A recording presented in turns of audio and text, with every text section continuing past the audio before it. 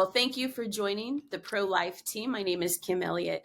I chose life after rape, and I encourage you to join in and listen and get to understand and know the beauty of becoming a champion for a life you did not ask for and definitely weren't expecting. Well, welcome to the ProLife Team podcast. I'm Jacob Barr, and I'm here with Kim Elliot. Yeah. Kim, would you share the beginning of your pro-life story? And let us get started on getting to know who you are and what pro-life work you're connected to. Yeah, I appreciate it, Jacob. I'm so glad to be on the same team with you. I was around 26 years old. I was still saving myself for love and marriage. And so I grew up fascinated with the princess stories and expecting a Prince Charming. And so I was waiting for love when I had a very gross interruption of a rape that had happened. A girlfriend and I were visiting Memphis, Tennessee, actually. And one of the waiters had put a pill in my drink and then took advantage of that. So I was a virgin, so the experience was even more violating than expected, of course. My girlfriend drove me home. We were living in Illinois at the time, and I remember just pressing my face up against the ice cold window, just asking God, don't let me hate men, because I heard that was the one thing that really affects a person's life when a violation like that happens. I'd always been pro-life, always considered any other choices for abortion to be wrong. But once I personally found myself caught in that trap, it'd be about another 30 days where I'd see a positive pregnancy test, and terrified and frightened about what I was supposed to do about the pregnancy, what I would do about the rest of my life. And so I went ahead and did the thing I never thought I would do and actually said I would never do. And I did schedule an abortion. A few days after that, I was just feeling the weight of everything that had happened. And it was, I told my mom and just kind of watched her brace herself, knowing that her heart was breaking, but trying to be strong for me at the same time. She had my dad come home early the next day so that we could talk as a family about what had happened.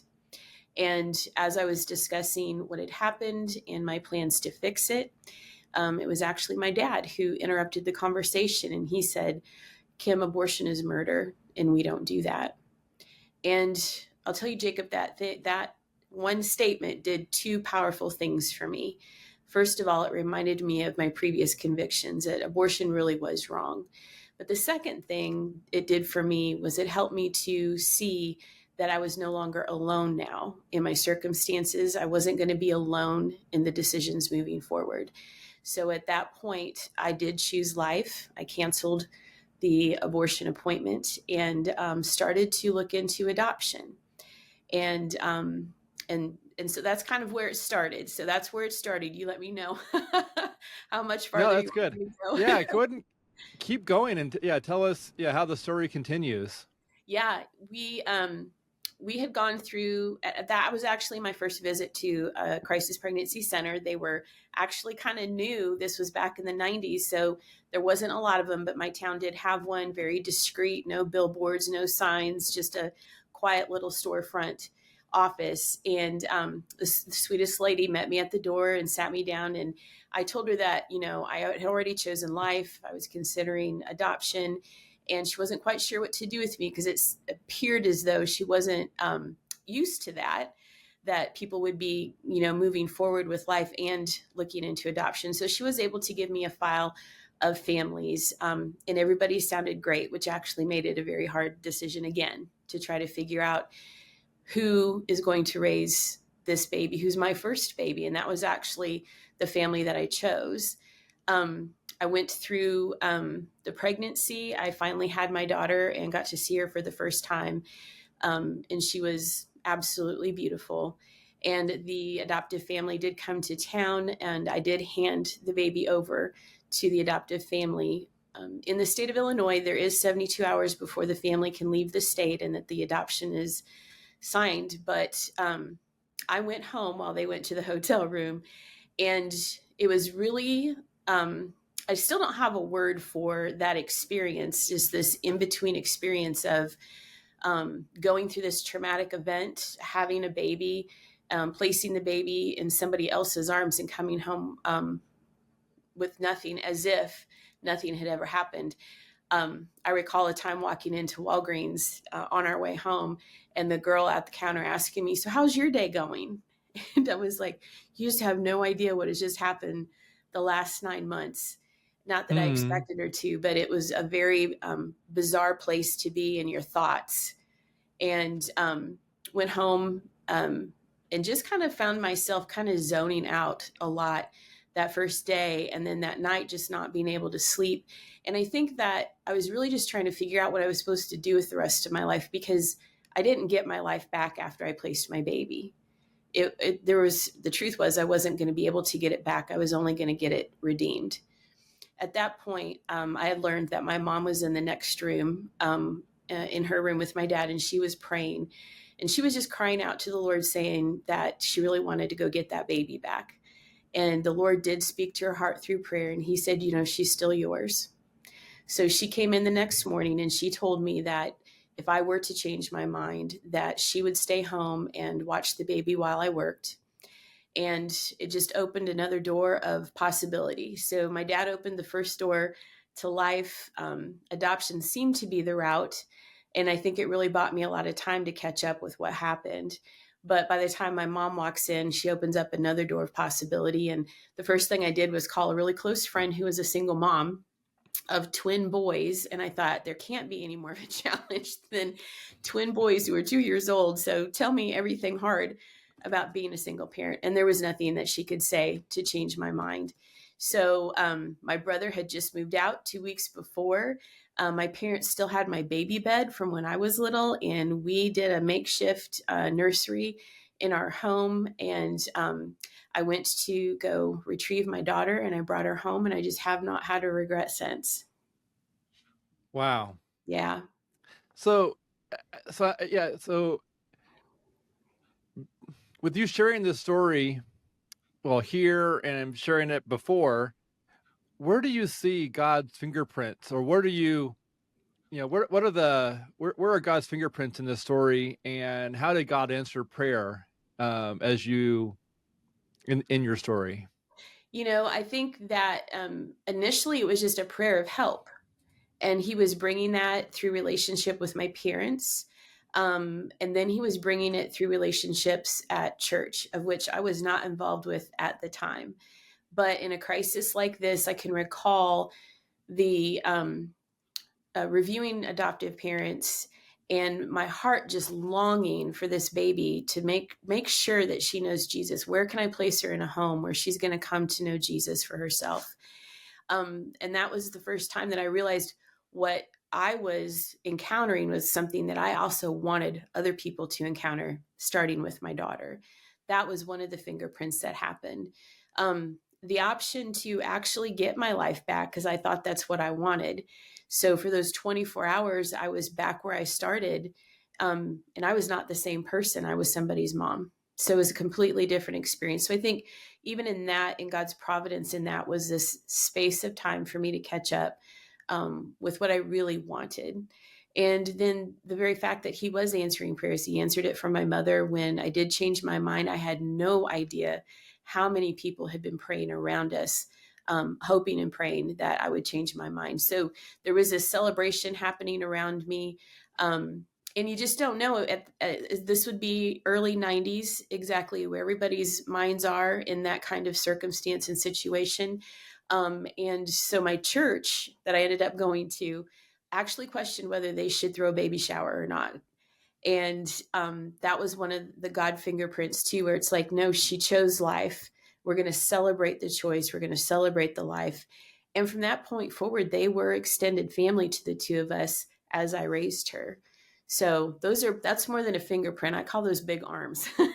Yeah. Oh, that's good. Yeah. Um, so would you recount your story, but with a unique layer? Would you list out the things that you're grateful for that Oh, you experienced in your story? So maybe just like almost like a bullet point list of things that you are thankful for as you think through things. Yeah, so thankful for the truth that abortion is murder. So thankful that my dad told me the truth. So thankful that my parents supported me in the decisions. I mean, it was just as hard for them, honestly, as it was for me because I was their baby and I'm walking through this. So incredibly grateful for every compassionate face that I met, friends that would come out of the woodwork and support, and for God to be answering all those prayers. And then once becoming her mom, finding that support through the church. Just so grateful for a church that not only embraced my choice, but now embraced a lifestyle that actually needed them probably more than your normal family. Grateful for all of those things, and then in addition, watching her grow up and getting married herself. And now she's provided the joy times three of three grandsons. So the list goes on and on and on. I could probably take an hour letting you No, know that's good. all the incredible Yeah. things. There's the verse about, whenever there's to not have anxiety and to with thankfulness to be, to prayer or lift your petitions. And so I think it's really good just to list out. I find listing out the things that I'm thankful for can help. It pairs really well with high anxiety stories, Sure. as a way of pairing well with prayer. Um, and so, how might you encourage a PHC? Oops, since I can't turn my phone off. Sorry. Let me just. Here we go. What? How might you encourage a PHC director, a pregnancy clinic director in 2025? Mm. What are your thoughts are about encouraging, like, what would you like to say to a PHC director somewhere in the country working to help women today, just like you were helped in Yeah. the 90s? Yeah. I think they're doing a fantastic job. First of all, I'd let them know kudos to them. And I know that the pressure is a lot. And I believe they probably completely understand the reward to life. The biggest thing, which I understand, is a lot of the reasons why women will choose abortion in any circumstance is because they're alone. And I would want for them to know the pricelessness of them coming alongside women and men as partners in the process of the pregnancy, as partners in growing in life skills and learning parenting. I know that the work that the pregnancy centers do is very extensive these days, and that partnership is it's priceless. And I would just want them to know, there's great value beyond, than they could probably understand. One of the things I did last it was about a year and a half ago. I actually wrote my story out into a book called Choosing Life After Rape. And I did it for three reasons. I wanted my grandsons to know why they're so valuable to me in that choice. I also wanted pregnancy centers to have a resource. And so I did a GoFundMe, raised a lot of money so that I could get books out to the state of Illinois and the state of Tennessee. All the directors got one for the new year last year so that they would have that story. I had a director email me about 9 months ago. She had just got done reading my book, which I made it super short. So girls that are in an unplanned pregnancy have a quick read. And she read the book, and the next day, a young woman who had been raped and found herself pregnant had come to the center, and the director had handed her my book. And she said the next day, after reading the book, that girl decided to choose life. So it's so vitally important to come alongside them and let them think out loud and let them process. I believe those directors are very brave to go ahead and let those people have those thoughts out loud about what's going on for them. Hmm, that's good. So there's this gentleman by the name of Stevenson who I've shared an Airbnb with at many CareNet conferences and Heartbeat Yes, conferences. And his story is that he was conceived when his mom was raped. right. And it's a I very know. powerful story. Yeah, I know Stevenson. We are both ambassador speakers. So we're Oh, Yeah, we're on the same team. Oh, very good, very good. So, well, and so I just wanted to say, when it comes to, you know, a child being conceived out of rape, what is something that you want leadership, pro-life leadership, pregnancy central leadership to hear that Mhm. might not be commonly known or understood? Like, what's something that you would like to be, to amplify? What's something out of that, Yeah. in this scenario for them to hear? Yeah, I think, I think that the I'll back this up. There's a study, that I, came across on Students for Life. The Elliot Institute had done a study, which I'm not related to, by the way, but they Okay. had done a study of, women who had conceived, through rape. And this was new to me, very surprising that 70% of these women choose life. I thought was astounding, as much as it is an argument, Hmm. to keep abortion legal. The truth was 70% of these women chose life. And out of the women who didn't, um, I think it was like 50% of them regretted it. Every woman who chose life, zero regrets. So I believe that the conclusion for me on that is that identifying with the innocence of the baby also helps make an identification to the mother. It's how I looked at my daughter. I was innocent, and so was she. There's three people involved in this circumstance, and it's the rapist who's a criminal and deserves the punishment. And that baby is just as innocent of that crime as I was. So rather than looking at her as though I needed to defend my life from her life, the reality was I needed to turn around and become a champion of her life and rescue, to the greatest of my ability. So I believe that when you start talking about the innocence of that baby, it changes a lot of things. Wow. What has it been like to be a speaker on the ambassador team? Like, what's that been like? And how long have you been an ambassador speaker? Yeah, I just got hired, signed on, I Okay. guess about 6 months ago, so I'm just now starting to get traction. I was actually at the CareNet, conference in Denver. So were you there for that one? Yes. Yep. I was Okay. at that one too. So Yeah. that was my first opportunity, to have directors come into the room, and we did like a showcase, so everybody got about 5 minutes to share their story. And um, and so I think that especially in this time frame now that Roe v. Wade has turned over, the objection, the most common objection is, well, what about in the case of rape, incest, and the life of the mother? That I get to be that answer. And so the dates are starting to pick up starting in April, and I've got some coming up in September. But I was able to, just as that was happening, my pastor had me present to the church, and it was incredible to see the response of, women who've had sexual assault, women, single moms, coming forward, um, finding themselves free, more free than they were before, encountering healing through the story. It's just been a remarkable response, and which I am so, so grateful for. So I am looking forward to, getting more opportunities lined up on my calendar, to tell that story.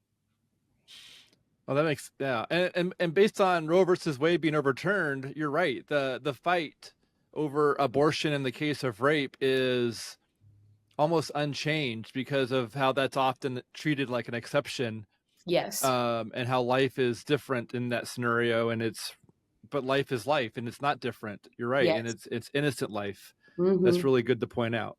Yeah. Yeah. Um, what resources are available for women or for pregnancy centers to refer to for women who are pregnant out of based on a rape scenario? What resources are available in that case? In the case of rape, is that what you're asking? Or Yeah, so like let's say a pregnancy center has someone comes in to their doors and that person experienced rape. What resources are available to offer or to refer to in that scenario? Like what might be unique about that situation, when it it would comes to probably needing be the, help? the the violation would be where the help is needed. I think the pregnancy centers are definitely taking care of the pregnancy part of it and helping them make that decision. But it's the sexual assault that would need to be addressed. That I think, I would love, and I know that some pregnancy centers get ahead of this too. We as a society, the church, if we could work even harder on the worth of a woman, they might be less likely to find themselves in unplanned pregnancies. And in the case of rape, it would be about restoring that worth of the woman.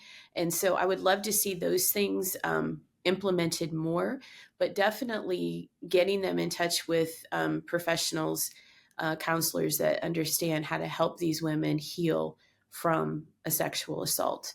I know for me, I got an opportunity to interview with White Rose Resistance a couple weeks ago, and he had asked me about my healing process. And I said, I never had a healing moment where it was all taken care of. I actually entered into a healing relationship with Jesus.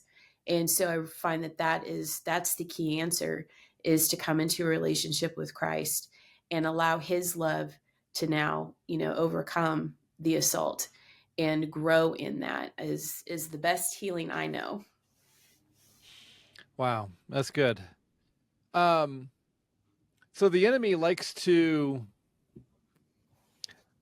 the enemy likes to whisper or have you hear false beliefs or lies repeatedly.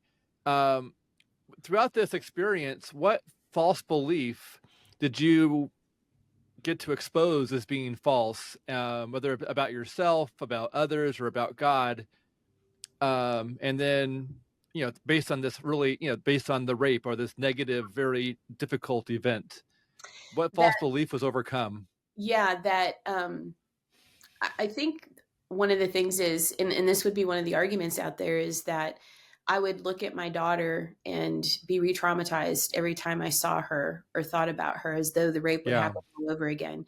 And when again you establish the innocence and find out that that we're the same, when it comes to the crime, we're just as innocent.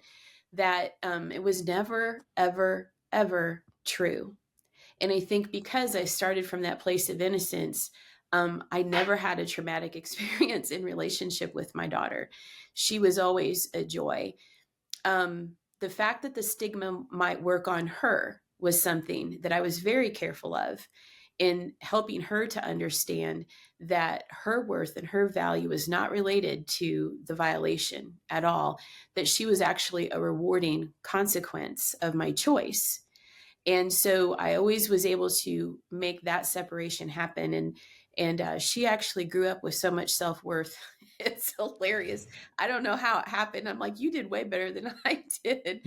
But to the point that we giggle that we call her my trophy daughter, because I made the choice for life. It's a Hmm. celebration. And I'll tell you too, Jacob, that the healing um, has been so complete that I literally had to, because I wanted to remember when my daughter came to earth, when she came to be. I wanted to remember her conception, that I had to count back to the days where I saw it happen, because it was an Easter weekend. That's all I could remember, was an Easter weekend. Of course, the date changes all the time. Okay. But I put the reminder in my phone, because I don't have a traumatic remembrance or experience anymore when Easter Hmm. comes around. I have a remembrance of a rewarding consequence of choosing life. That's how complete the healing can be. Wow, that's so beautiful. How, it feels like you have so much truth and goodness that you're pulling from. Um, yeah. Wow. So what, let me think, what is, have you, when it comes to these ambassador events, when you go and speak at a conference, what's some of the, I mean, not a conference, at a gala or some kind of event, a Yeah, banquet? Yeah. yeah. What's, when people talk to you afterwards, have you heard people that have said, I've gone through this and I need to, did you help spur people towards seeking healing Yes, based on, okay. Will yes, you yes. talk about that for a little bit? Hmm. Yes. So I have had people approach me, and letting me know, and sometimes it's the first time they've ever revealed it, and it's such a tender, tender, tender moment, and to be able to, I think that if they are able to see, um, the healing in front of them, which is my own experience, that encourages the hope to go ahead and let me know, voice that out loud. And I had a woman approach me once and said that, she's sorry that she's crying, because she thought she was over it.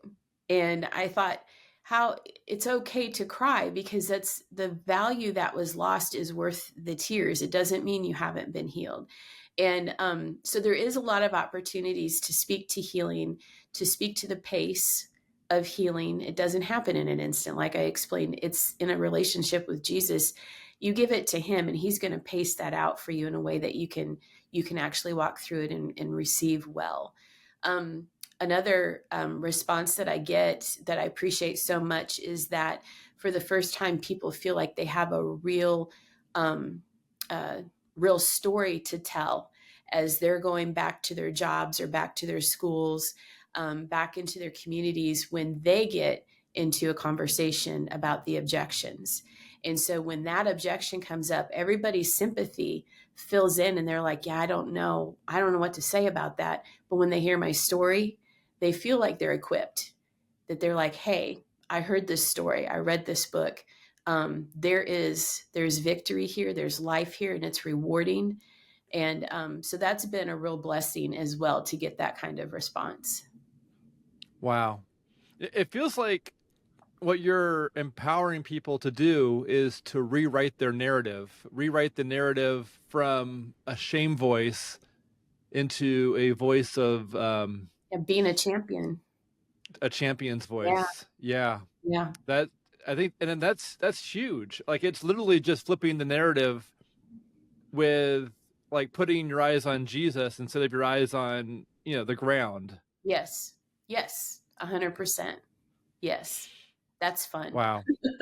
That is. Yeah, Yeah. you're encouraging people to lift up their Yeah. eyes and find Jesus to replace the shame. Mm-hmm. That's rich. Yeah. Um well, so before we close in prayer, I'll ask you to pray at the end. Yeah. What's some final thoughts you'd like to share with those who are listening, that I didn't ask you about? I was thinking the other day how rewarding my life has been, even though it started at such a disadvantage. And single parenting is not an easy thing to do. So the dependence on other people in the church was always there.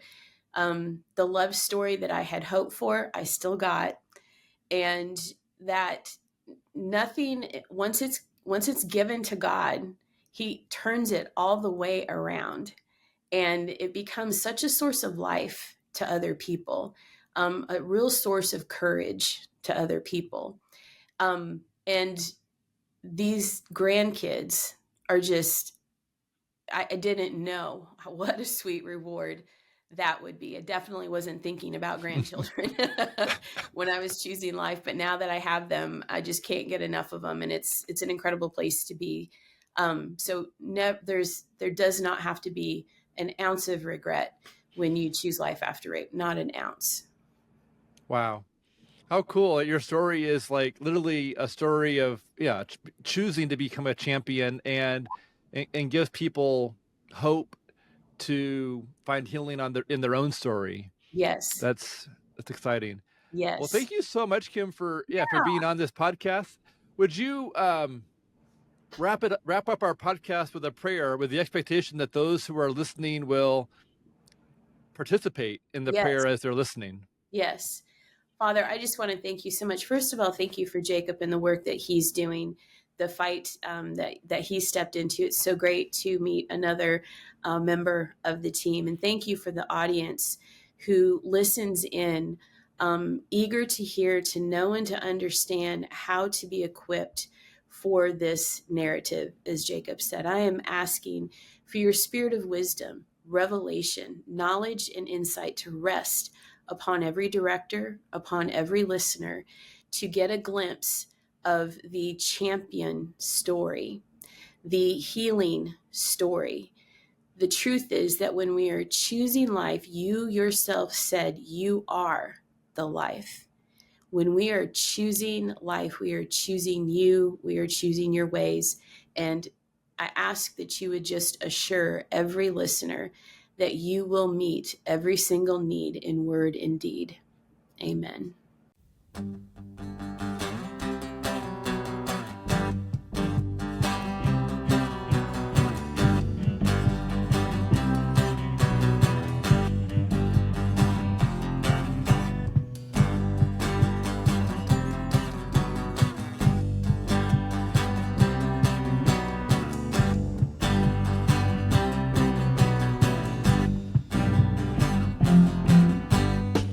Come we this day to the Father,